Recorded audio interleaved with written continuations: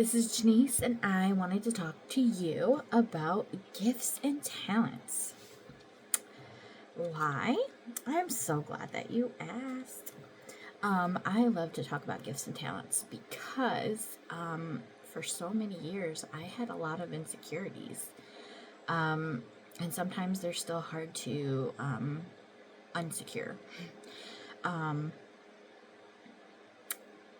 have found purpose in using the gifts that God has given me. Some of the things that I used to think were flaws were my voice, because a lot of people would call me mousy. They would say, oh, you don't speak loud enough, or you need to speak up, or you need this, or you need that. And so it became an insecurity. So I just stopped talking. And only in the last few years have I really started to open my mouth and speak. And that sometimes creates awkwardness because I still am learning social cues. However, it also is the same with my writing. Many English teachers were like, "Oh, no, you got some grammar issues. You have run-on sentences. You have a very long-winded way of getting to the point." And I'll admit that hasn't changed. But thank goodness for spell check. But anyway, there's a lot of flaws and a lot of insecurities that I've had with gifts. And through just experience and through coming into the ministry beautifully broken, I realized that like some of those gifts that I thought were flaws actually are pretty darn cool. So one of them being I am a writer, so I like long-winded things, right? And so I love to take notes.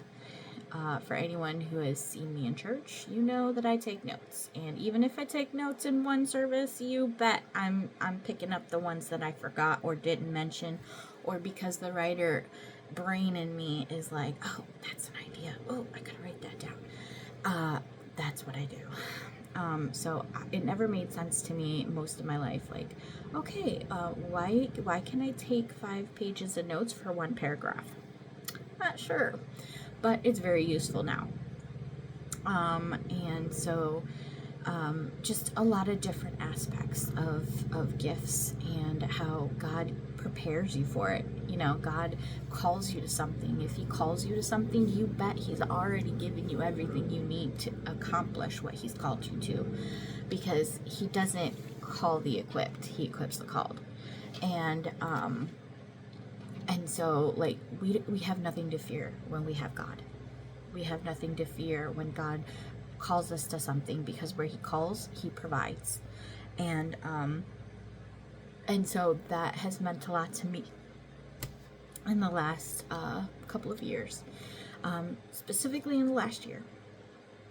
And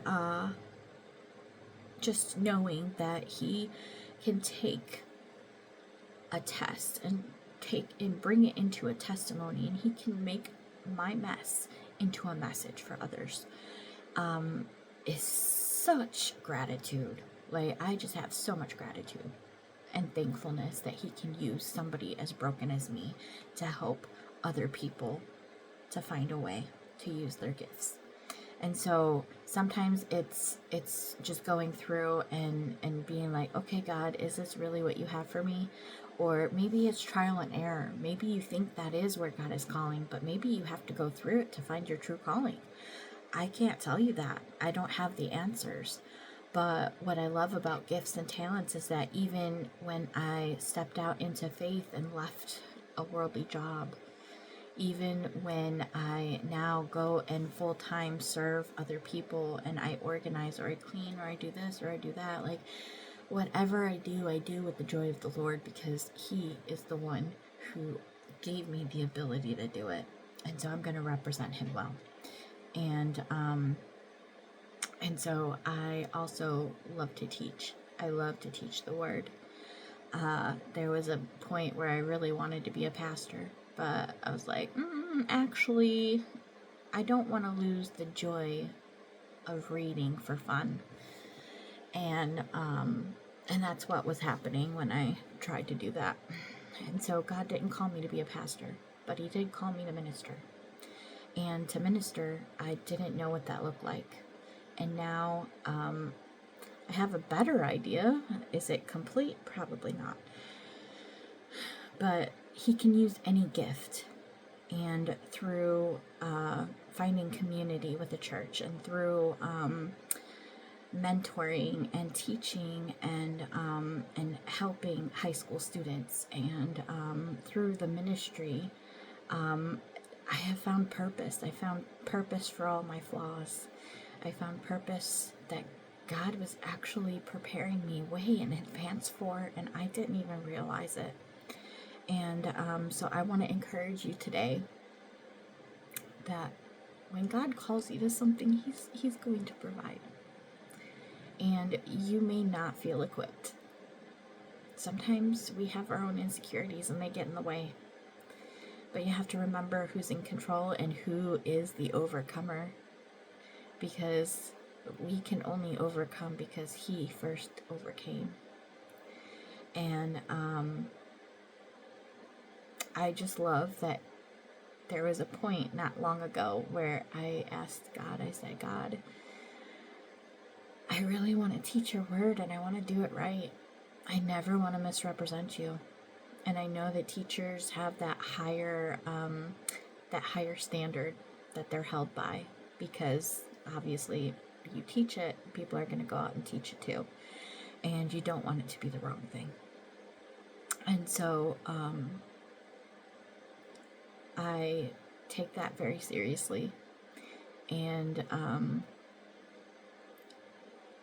I asked, I said, God, because I want to teach, if that's your will, of course, could you help me to learn scripture better? Can you help me to break it down? Can you help me to understand what these words mean and why they mean the way why are they in the order that they're in?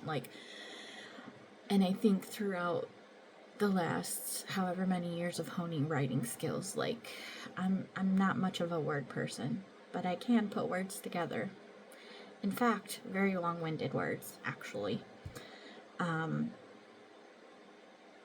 now when I look at scripture, he gave me the ability to look at it and break it apart. He gave me the ability to see the words and what they mean. He allowed me to remember, oh, actually, this is written elsewhere too. And one of the things that I've learned and that I also teach is if something's repeated in scripture, it's not just repeated once or twice. It's repeated many times. And anything that's repeated more than once is important. And he doesn't change. He doesn't change his mind. And so I think that's really important to remember also, is that he never changes his mind about you. He never once said, oh yeah, I'm going to choose you, and then I'm going to take it back. That's what we do as humans. God doesn't do that. He's not going to change his mind about you. But because he loves us so much, he gives us the free will. So we have to also remember that it's a choice. It's a choice to pursue him, and a choice to pursue his righteousness and his will. And sometimes that's hard to find, but you take it day by day, second by second, minute by minute, and keep praying unceasingly at that, and wait for him to respond. So that is my long-winded way of telling you about gifts and why you should keep pursuing what God has for you.